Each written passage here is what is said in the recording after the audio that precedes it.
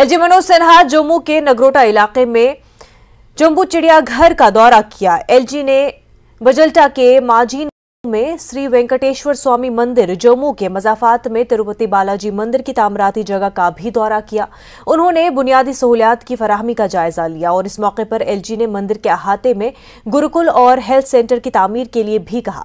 Property tax के हवाले से एलजी ने एक बार फिर वजाहत की है कि ज्यादा से ज्यादा लोगों को टैक्स अदा नहीं करना पड़ेगा।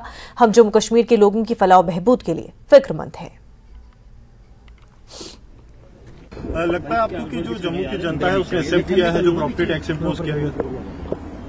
मुझे लगता है कि जम्मू कश्मीर के लोग बुद्धिमान और समझदार हैं, समझते हैं। और प्रॉपर्टी टैक्स पर मैंने पहले भी कहा है कि जम्मू कश्मीर के लोगों के हितों का ध्यान रखा गया है।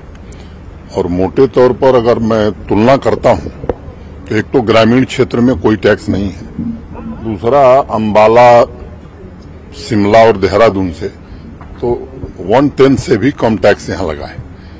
शहरी क्षेत्र में रहने वाले 40% लोग ऐसे हैं जिन पर कोई टैक्स नहीं लगा है और लगभग इतने ही लोग हैं जिन पर अधिकतम 1000 रुपया सालाना लगा है।